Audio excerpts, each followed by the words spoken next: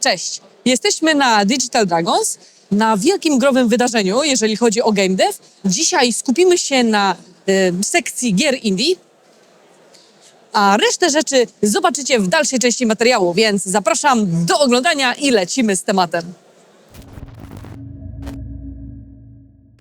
No, to kolejny Digital Dragons za nami. Uzbroiliśmy się w dobry nastrój, buty, bo swoje trzeba przechodzić, oraz sprzęt i wyruszyliśmy na konferencję.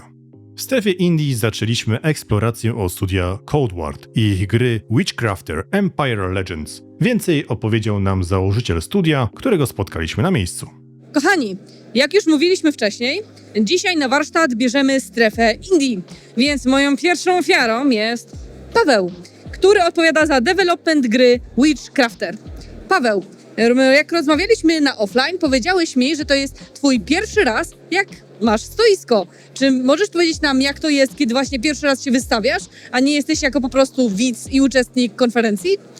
No to jest na pewno stresujące. Może nie jest pierwszy raz, to jest pierwszy raz na Digital Dragons, natomiast nie pierwszy raz na konferencjach, ale to zawsze publiczność jest inna. Przychodzą gracze, którzy są mega profesjonalnymi graczami i potrafią mi bardzo szybko zepsuć grę. Tak, to jest ta specyfika. Więc tak, to na pewno jest troszkę stresujące, natomiast to jest fajne przede wszystkim, że widzę, czego gracze oczekują i jak grają w moją grę i na bieżąco.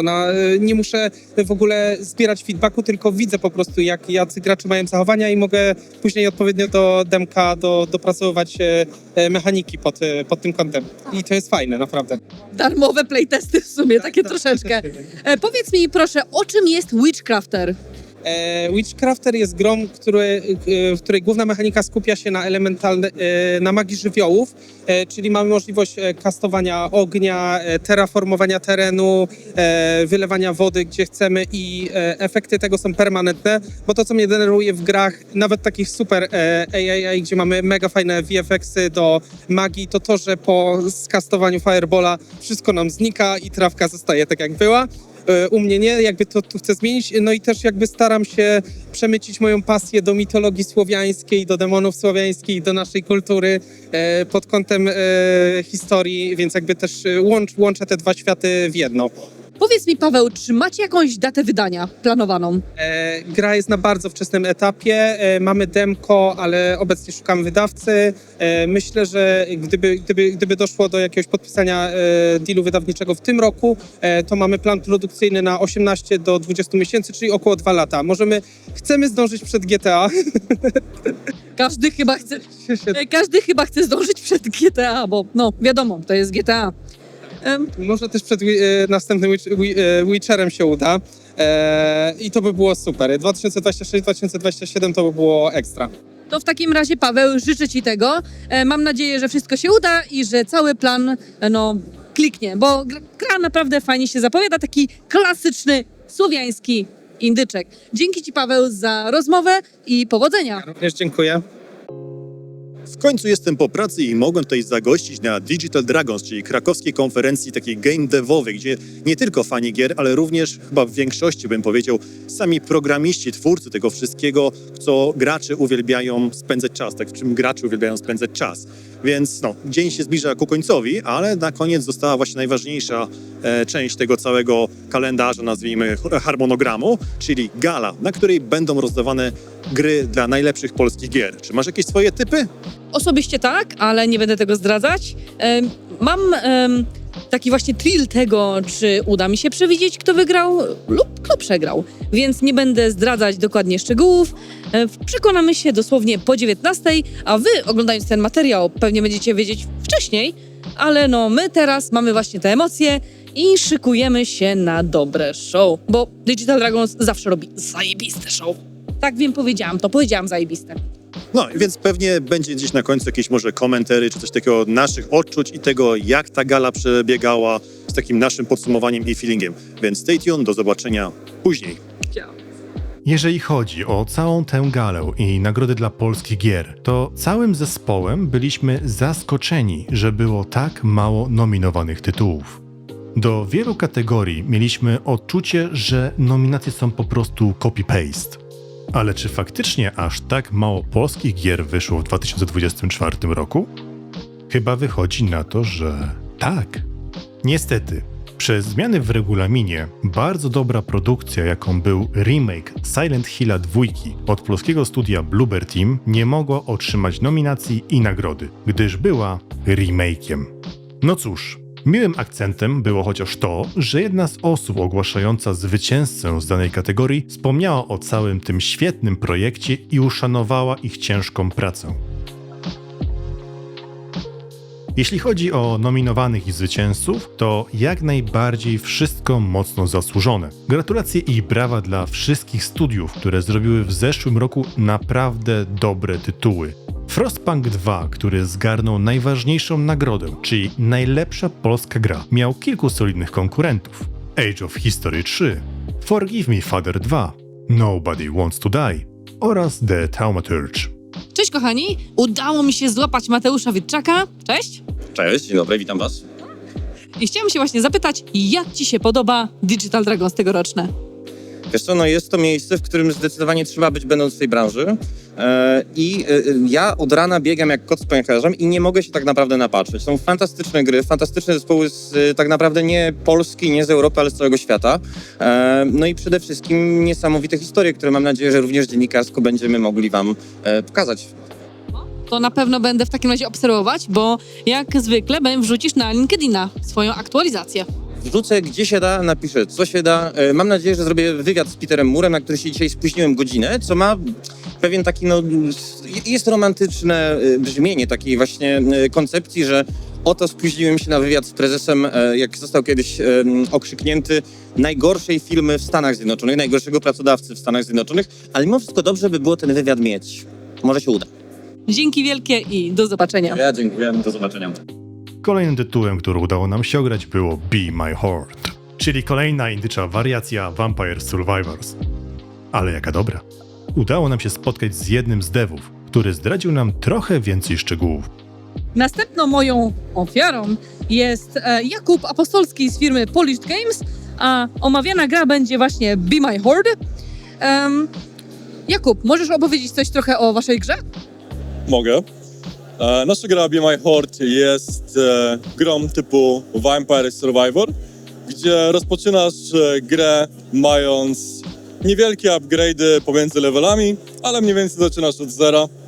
Z tym, że największą różnicą pomiędzy naszą grą a Vampire Survivor jest to, że zamiast podnosić bronię oraz wykorzystywać je do zabijania przeciwników, twoi przeciwnicy są bronią. Także dostajesz jakąś taką grupkę startową, wskrzeszasz ich za pomocą swoich nekromanckich mocy i wykorzystujesz ich do zabijania ich byłych braci.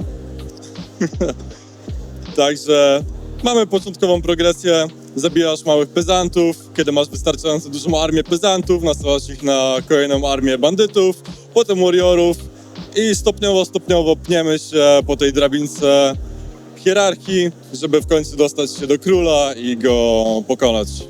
Okej. Armia zombiaków brzmi świetnie.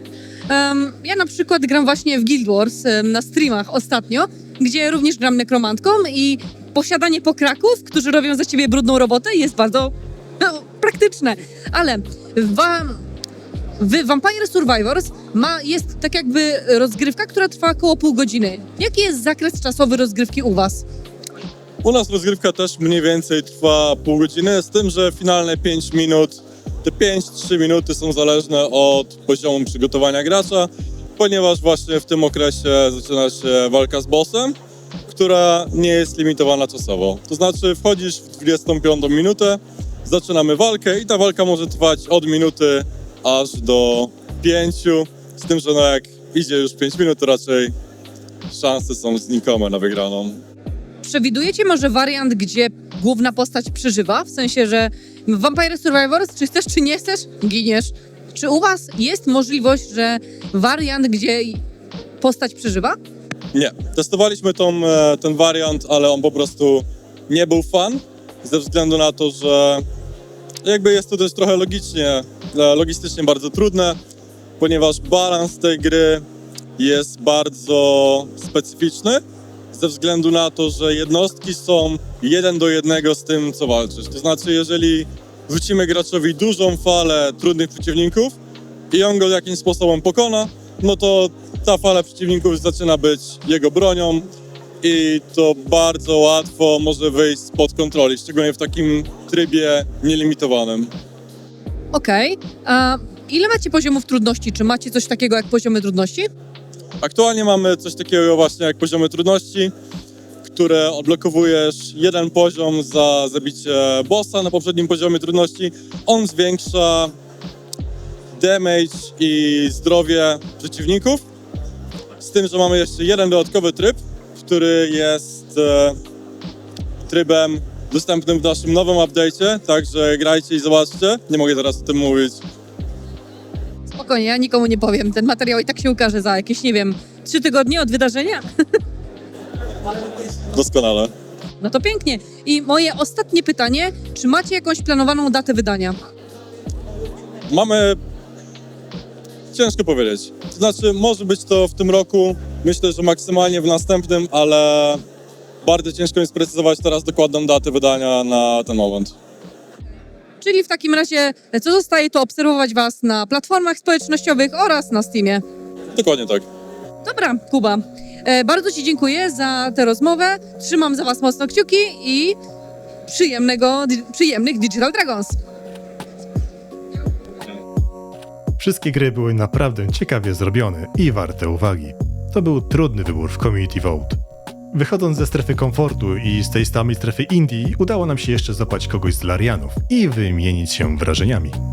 Jesteśmy właśnie na drugim dniu Digital Dragons i udało nam się złapać Błażeja z Larian Studios. I chciałam właśnie się zapytać, jakie są Twoje wrażenia z tego wydarzenia tegorocznego, z Digital Dragons? No, nie jest to mój pierwszy raz na Dragonsach i za każdym razem, każdego roku jest coraz więcej osób, coraz więcej wystawców, co też widać po innym ustawieniu już tych stoisk, które się nie mieszczą w tej przestrzeni.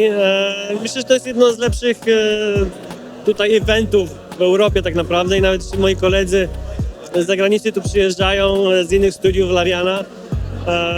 Zawsze dobrze wspominają te Dragonsy i zawsze te wykłady i ludzie, którzy spotykają, przynoszą jakieś korzyści tak, dla nas, więc dlatego też tu jesteśmy jednym ze złotych sponsorów. No kurczę, złoty sponsor, no to jednak coś znaczy. To w takim razie jesteś tutaj pierwszy raz jako wystawca, czy...